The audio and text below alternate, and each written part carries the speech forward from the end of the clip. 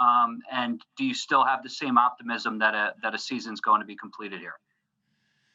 Well, obviously I can't comment too much on other teams. I don't know all the situation, but I do know that, there's positive tests, right? And, basically the message from the league office is just we have to uphold the protocols in place, right? That we've been asked to do. And I feel comfortable with what we've done, what our players have done. We just took this long road trip and everything was good. And, it's something that obviously I have to do my due diligence and keep reminding our team, coaches, players, staff of the protocols that are in place, and we can't let our guard down. And it's unfortunate, but I am optimistic that the league and the season will continue. Jeff McClain and then Zach Berman. Doug, how did Jordan Mailata come out looking on film, and what kind of challenge does he face Sunday with TJ Watt?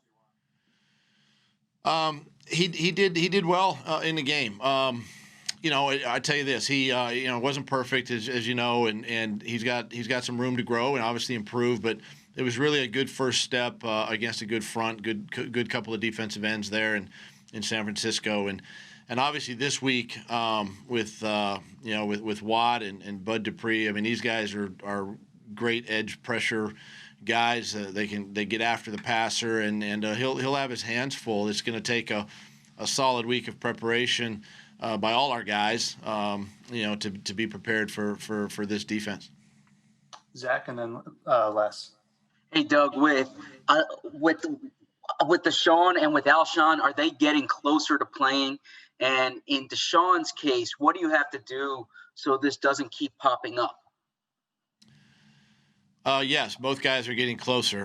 In Deshaun's case, it's just a matter of just continuing to, manage him, make sure that he's more than, we say 100%, but 100% as he enters himself back into practice and gets himself acclimated again. And honestly, it's just it's going to be something that we're going to have to monitor. I think with him, he's going to have to monitor it, and just making sure that we're giving him enough, rest during the week to, prepare for Sunday. Is he practicing today? He'll be out there today. He'll work some individual, and we'll incorporate him back slowly this week. Les and then Dave. Just following up on that a little bit. So you expect that Alshon will play this week if all goes well? I never said I'd expect him to play. I expect him to practice, and we'll see where he and Deshaun are later in the week. But both guys will practice this week. Okay. Will Parks, that was like a hamstring a long time ago. What's going on there? Is he ready to come back yet or not? Well, there's different grades of hamstrings. There's different levels of hamstrings. His was significant enough to miss the amount of time that he's missed, but he's another one that we're slowly working back. He won't be out there today, but he is one that's getting closer and closer each day. Thank you. Go ahead, Dave, and then Paul. Hey, Doug, the last few weeks we've seen Carson use his legs a little bit more. How do you view that? There's obviously a risk reward for him doing that. When he takes off, what's going through your head? Normally when he takes off, he's made the right decision, whether it's a pass play and he scrambles or it's a designed run for him. And he's done a nice job of that, and obviously getting down, he's protected himself well. There has been a couple of times, I know at the end of the game, he took a short sack, which is okay in a 4-minute situation, and he's going to get hit there, but those are all things that we can control. I think he's made great decisions, using his legs so far this year, and it's really helped us stay on the field, on a third down situation. And then obviously the nice run for the touchdown the other day was really a special play by him, making the guy miss. And it's just something that he's comfortable doing. We're comfortable putting him in that situation. We don't want to do it too much, but as long as he protects himself and we can help him do that, then we're okay. Paul and then Ruben. Yeah, Doug, same subject. He's got 10 rushing first downs in the last 2 games, which is an amazing total. At some point, did you or press discussed the whole issue of maybe him being more aggressive this year with him? I don't recall necessarily a conversation about it. I think it's been part of who Carson is, and we've as you guys know, we've encouraged him to use his legs, especially on passing situations when things break down, and he's really good at it. He breaks tackles, he gets out of it, he's extended plays, and he's been successful. Now, we still have to be smart in the run game and some of the things that we do with him, but. It's a little bit of a conscious effort, I guess, to get him more involved in the run game as a runner, because he is big and strong and powerful, and why not utilize that when we can? Ruben and then Bo. Hey, good morning, Doug. Following up on Zach's question about Deshaun specifically, you've done all these things throughout the summer, resting him, monitoring his reps, monitoring his snaps in the first couple games, and he still is getting hurt. I mean, he's only played really a couple games since he got back here. What's your confidence level that you'll be able to get him to the point where he can go out and contribute week to week for the rest of the year? I mean, my confidence level is high. He knows how to practice. He knows how to play.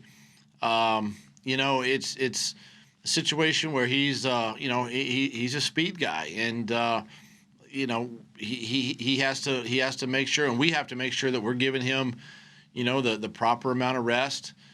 He's got to stay in the weight room. Part of it could be in the weight room. Part of it's getting treatment, and then continuing to just slowly bring him along each week, and this is part of the maintenance plan that we do with guys, and whether he's a receiver or an offensive or defensive lineman, a secondary guy, this is what we have to do to make sure these guys are healthy for the entire season. Bo and then Kristen. Hey, Doug, you talked about Jordan, and you guys have had 4 different offensive lines in 4 games, and you guys have held up. What has that challenge been like for Coach Stoutland, and how impressed are you that you guys have been able to weather that storm? It's been a little bit of a challenge, but I got so much confidence in Stout. I mean, he prepares everybody, right? I mean, and not just the starters, but he prepares the backups to go into games. And you're seeing Jack Driscoll had to come off the bench last week and plug and play at right tackle for a few snaps, and we had Sua Opeta ready to go if something at the guard position were to happen. So I mean, these guys are well prepared. Stout does a great job with it, and quite frankly, we don't concern ourselves with all the different moving parts because this is something that we've kind of been accustomed to, and we prepare our guys that way. So it doesn't matter. It's kind of a plug and play, and guys have handled it extremely well. Kristen and then Martin. Hey, Doug, not to harp too much on Carson using his legs, but do you feel like that can be almost a rhythm thing where if he feels like he can start, working his legs, he can translate that consistency maybe over into the passing game as well and help him settle into the game? I think it can only help him. Whether it translates to the passing game, I'm not sure, because you need your legs to throw the ball as well, and we don't want to obviously gas him out by using his legs all the time. But it does help the offense. It helps the offense kind of get into a rhythm when he's getting and gaining positive yards, on first, second, or third down. Kind of gets the offense maybe settled in a little bit. But he's done a nice job with it, and we'll keep exploring more opportunities each week as we go. Martin and then Mike. Hey, Doug. Can you update us also on JJ Arcega-Whiteside's status, and if and when he's able to return, with Travis, doing what he did, and John Hightower, being a bigger part of the offense? Like, what does that mean for JJ going forward? No, JJ is still a part of what we're doing. In fact, he'll be out there today. He'll practice today, and looking forward to getting him back in the offense and working with the guys. So, it'll be day by day with him, but optimistic that he'll be ready for Sunday. Mike and then John Clark. Hey, Doug, John Hightower's played a lot of snaps over the last month. As a rookie, that's a lot of responsibility. What's impressed you about him so far this season? John's a talented receiver with good speed, good hands, great athleticism. He's smart. And John's learning how to play at this level. And we've challenged him a couple times, and he's really responded positively. And each week he's gotten more and more comfortable with the game plan. Carson is getting more comfortable with him, and we just continue to watch him grow as a receiver. We think he's talented and can really help us. Made a great play on 4th down last week. Also, Carson scrambled and made another play out of the pocket to him. So, he's understanding, he's learning, and we just got to keep him coming. Time for 2 more. So John Clark and then Ed Benkin. Doug, with the variations on the offensive line and the injuries you've had, what have you done, especially this past Sunday, maybe changing it up a little bit and moving the pocket for Carson and helping the offensive line out and helping Carson out in that situation?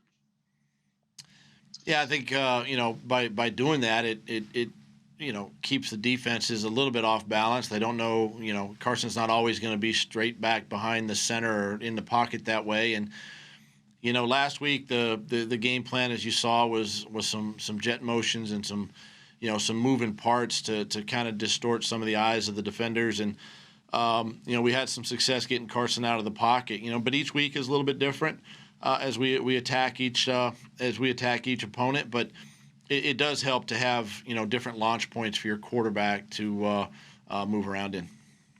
Go ahead, Ed. Hi, Doug. The Steelers are going to allow fans into the stadium, so this will be the first time you'll be playing in front of any fans. Is kind of a 2-part here. Is there an advantage, like Brandon Graham says, you kind of feed off trying to quiet them down, and also are you hoping that eventually it's going to be a pretty good balance for you might finally get some fans in the stands? Yeah, I mean, I think it's obviously it's positive. We're excited that it's getting closer to maybe having fans even here at the Link. But having fans, at Heinz Field is going to be great. It's going to be great for both teams, I think. And as we've said, I mean, players feed off of that emotion, right, and off of the crowd. Even though it's a small number, the voices will be heard, I think, and guys are looking forward to doing that and playing in front of a few fans. It's always good too when positive things happen to be able to celebrate in front of fans. So we're looking forward to it, and hopefully hopefully it'll work out too where when we come back home we'll have fans at our stadium as well. Thanks, Coach. Thanks, everybody. Thanks, guys.